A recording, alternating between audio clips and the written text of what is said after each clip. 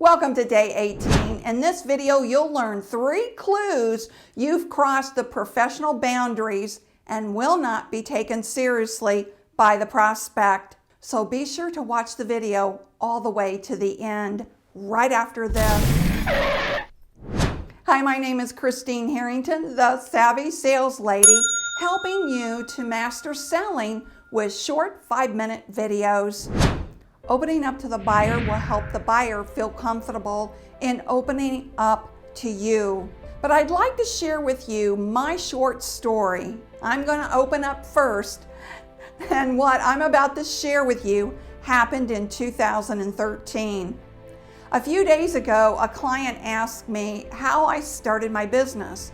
And I usually tell people who ask, the idea began when insurance agents started asking me for my strategies and how I was landing large accounts. I began sharing with them my selling tips, but what pushed me over the edge to start my business was this. The rest of the story, as Paul Harvey would say. I was working for a major Fortune 500 insurance company in 2013 when my dad was moved into hospice care. I asked my boss for a couple of days off to be with my dad.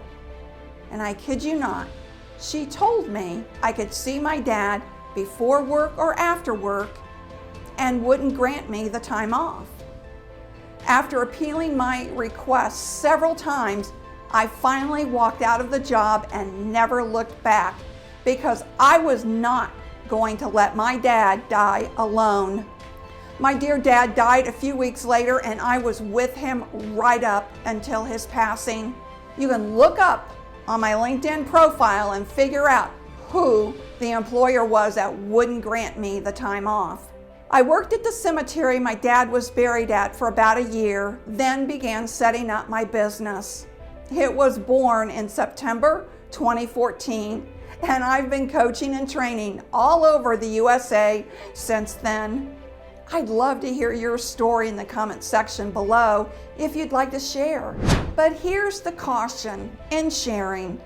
There's a fine line between showing vulnerability and going too far. When you go too far, the buyer may feel more comfortable with you, but may not take you seriously. I see this happen quite often when sales professionals I coach use casual language or overshare too much. You know, too much information. The buyer may perceive the over-friendly sales professional as someone who's trying to strike up a friendship, but it's just way too early in the business relationship to start a business friendship. When the prospect perceives you as a new friend, I call it the buddy syndrome. Now, here are clues to determine if your sales are suffering from buddy syndrome. Number 1, you hit it off with the prospect, find a common interest, and felt there was rapport. When it's time to buy, they've gone underground. They no longer take your calls or answer your emails. Number 2, you've courted the prospect through dinner, ball games, theater tickets.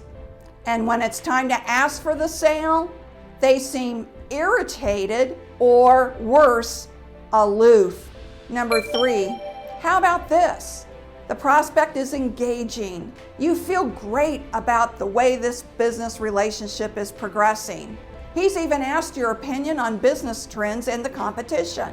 He's asked your thoughts on how to grow his business.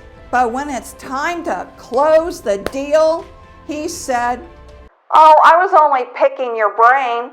What? Really? If these scenarios sound familiar, you're in buddy syndrome and the prospect only sees you as a buddy. A free dinner, beer and a ball game, or a business resource.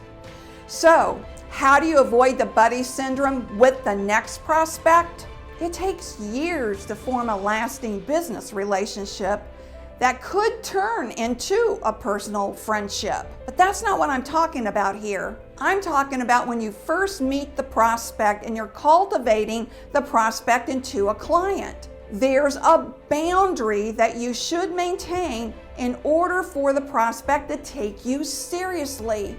If you cross that line, the prospect considers you a friend, not a serious business associate. If you cross over that line to personal friendship too early, it's going to be very hard to change back into a business relationship. It's your turn. Has the buddy syndrome caught you? Tell me in the comments below. And be sure and watch the next video on day 19 where you're going to learn a new cold calling track of mine. I've been testing it. See you tomorrow.